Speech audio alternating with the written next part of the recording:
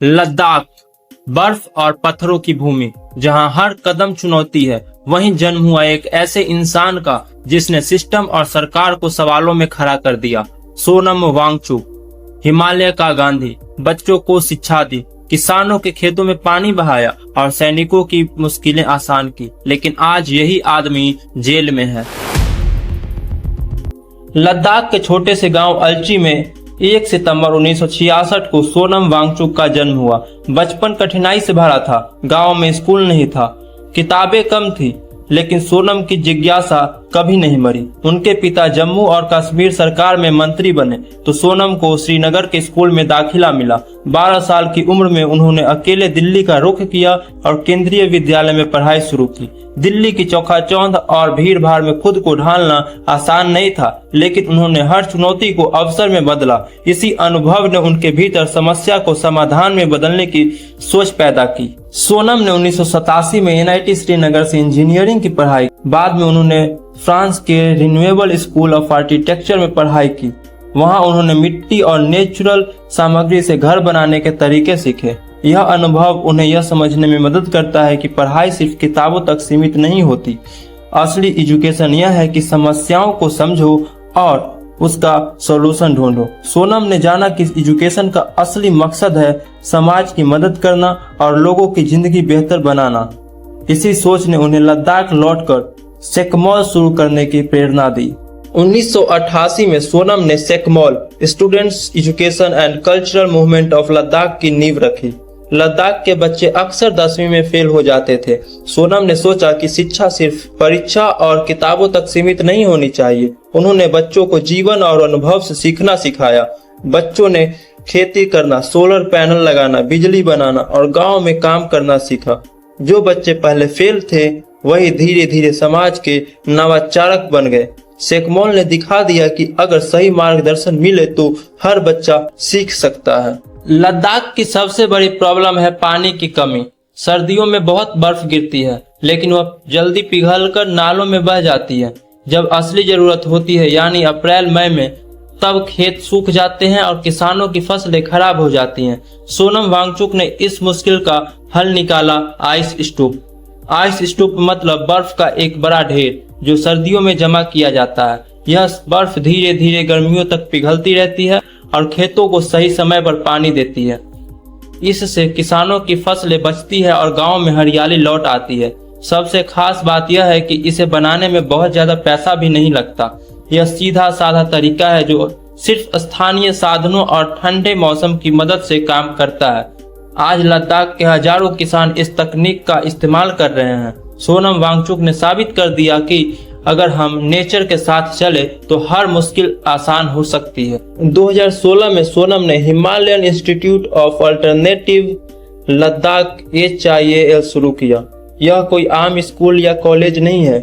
यहाँ बच्चे किताबों से ज्यादा प्रयोग और अनुभव से सीखते हैं। सोलर एनर्जी, ग्रीन बिल्डिंग, खेती के लिए नए तरीके, सब कुछ यहाँ सिखाया जाता है। सोनम कहते हैं, education is not for degrees, it is for life.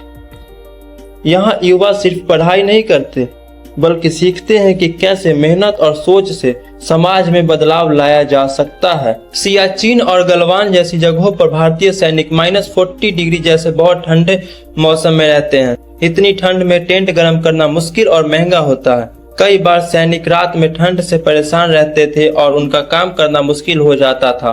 Sonam Wangchuck ने इसका समाधान सोचा और सोलर हीटेड टेंट बनाया। यह टेंट पूरी तरह सौर ऊर्जा यानी सूरज की रोशनी से चलता है। इस टेंट में सैनिक आराम से रह सकते हैं और बाहर की ठंड का कोई असर नहीं होता। सिर्फ इतना ही नहीं, इस टेंट का डिजाइन ऐसा है कि इसे जल्दी लगाया और हटाया जा सकता है। सैनिक इसे कहीं भी ले जा सकते हैं। सोलर हीटेड टेंट की वजह से सेना के खर्च भी कम हुए और सैनिकों की सुरक्षा और आराम बढ़ा। सोनम ने यह दिखा दिया कि छोटे छोटे इनोवेशन भी बड़े मुश्किलें हल कर सकती है। भारतीय सेना ने इस टेंट को बहुत सराहा और इसे कई जगहों पर इस्तेमाल किया। सोनम वांगचुक ने सिर्फ इन्वेंशन ही नहीं किए, उन्होंने खुलकर सरकार और सिस्टम से सवाल भी पूछे।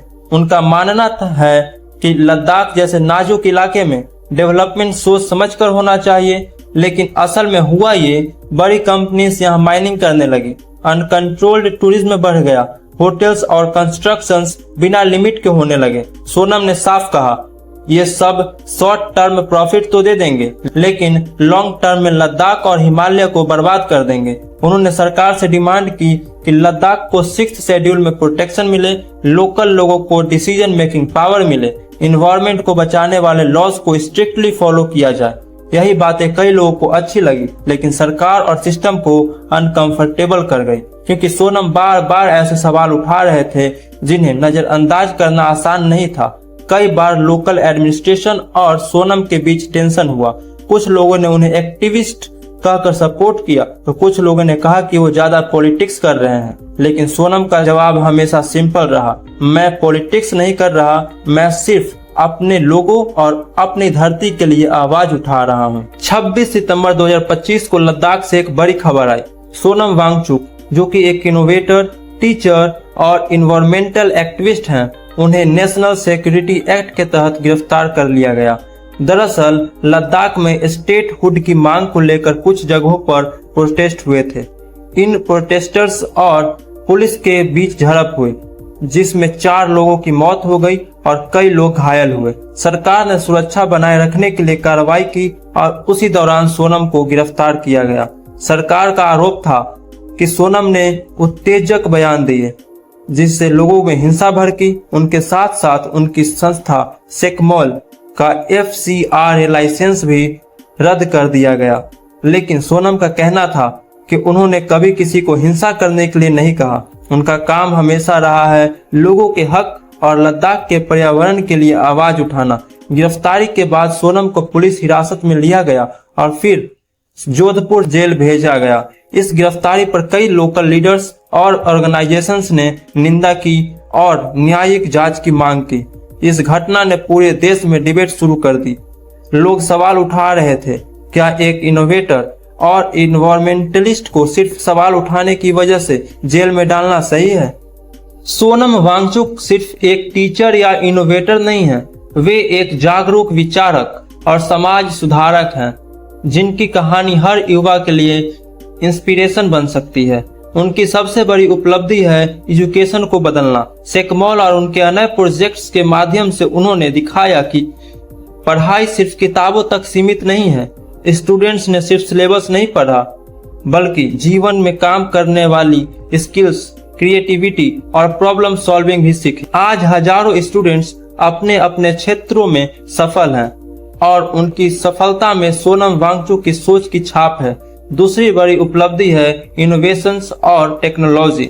आइस स्टूप ने किसानों को पानी दिया और फसलें बचाई।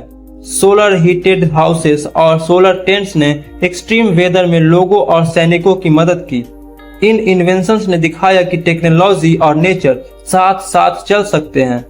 तीसरी बड़ी बात है इन्वायरमेंट और क्लाइमेट अवेयरनेस। सोनम ने यह साबित किया कि अगर हम सोच समझकर कदम उठाएं तो डेवलपमेंट और इन्वायरमेंट दोनों को सुरक्षित रखा जा सकता है।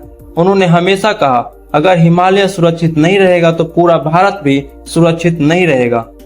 उनकी कहानी हमें यह सिखाती है कि सच्ची सोच और हिम्मत से बड़ी बड़ी चुनौती भी आसान हो सकती है।